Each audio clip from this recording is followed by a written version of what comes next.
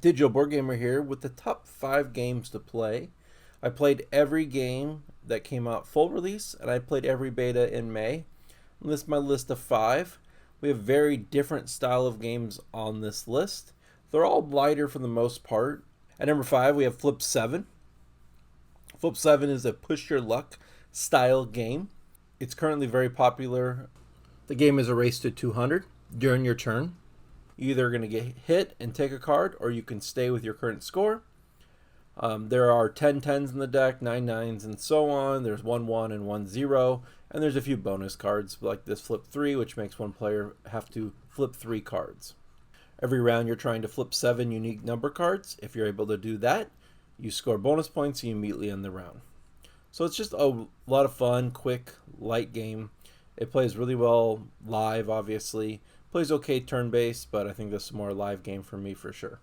Then we have Mesos, a family weight card drafting game. This game here, depending on the number of players, you'll have these offering tiles here. This is one of the games that I don't really suggest 2 players. I think it's quite a bit better with more players in the game. From top to bottom, you're going to place a character here on these tiles. And then depending on which one you place, you either draw from the top, bottom, or both. You're going to be drawing these character cards here or buildings, and there's some down here below. And then there's some events that happen. There's more buildings the second and third age. But you're basically doing this kind of drafting style with these cards here. The kind of catch is if you take the last one, you have to pay a food or lose 2 points. So if you take the last one, which in theory is the best spot, you will have to pay up for it. And then if you take the weakest spot of the 3-player game, you get 2 food. You're basically going to use these events kind of figure out which cards you need to draft and so on, score points, build buildings, and try to win. I do suggest strongly that once you've played once, the expert variant be turned on. It makes the game a lot better. You get to see the second and third era buildings. Number 3, we have the Hanging Gardens, another drafting style game. You'll see a pattern here. Here, this one here, it's again a little bit of drafting here. You have these workers, you have these tiles that you can draft, but you're basically trying to fill up your garden here. And what you're trying to do is, first is they water. You want to put water cards, irrigation cards in a certain spot. But then you're trying to fill these goals here at the top, trying to get 3 trees in a row, three visitors in a row, 4 blue flowers, etc. You take the bottom row for free. If you want to buy up, you have to pay up these little architect tokens. Every round, each column can be taken twice. And then once 2 workers are there, you have to go from different columns. So overall, it's really fun. This one plays really quick live. If you like really quick live repetitive games, this one's a fun one to play. Number 2, Welcome to the Moon, the 3rd game in the Welcome to series, all 3 being on BGA. This is definitely the most complex one, I feel.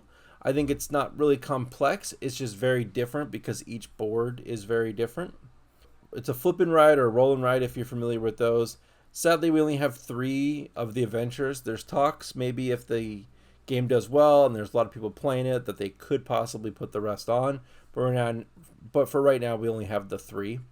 I'm going to show you the first one here, but like I said, all 3 are pretty drastically different. This one here, you're launching the rocket. Every Welcome to game, you're filling from the left to right in low numbers and then going higher all the way over. This one here, the yellow astronauts have to go here and so on. Once you fill up small sections, bonus happens. And basically, once you fill up these sections, you'll start marking off rockets. Once you get all the way up and cross off your negatives, then you'll launch the rocket and the game will be over. This one's pretty fun. I like flipping rights. These are great for turn-based because if you play with 2 players, you'll always have 2 turns when it's your turn. Because you'll play your last turn that your opponent played, and then it'll go to the next round, and you can play again. So you'll always have 2 things. So these flip and right games work really well turn-based. And then lastly, if you've been following my channel all, you knew this was coming. The Fate of the Fellowship. This is my most played game of last month. Most of these top 5 games are my most played, but this one was the one I played the most. I played a ton of this game solo. I just always had a game going when I could click through a few times and the kids are running around, etc. I got a turn in, and we just continue my solo plays that way. If you've played any of the pandemic games, this is kind of like that. There's not a lot to it, but there's some similarities. Biggest thing is you have 4 actions. Each move costs an action, so on. You'll be drawing 2 cards a turn. You can only have 7 cards. There's event cards in here, so there's some similarities, but not a ton. The discard pile here works like every pandemic game, where when you hit the pandemic card, this all shuffles and gets put on the top of the deck. So you'll start seeing these cards over and over and over again.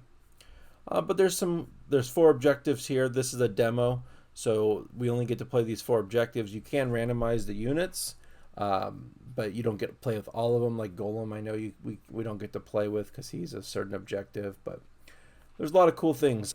This demo's gotten me really interested in this game. This will be a game I'll pick up for sure. So if you like co-op games or a good solo game, I think this is a lot of fun solo. When you play solo, you play all 5 characters.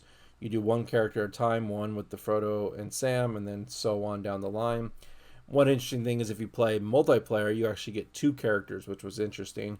1 character you get to activate the full 4, and then the other character you get to do 1 action with. So it's kind of a cool take on that.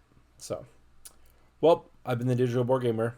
If you like the video, and as always, good luck and have fun.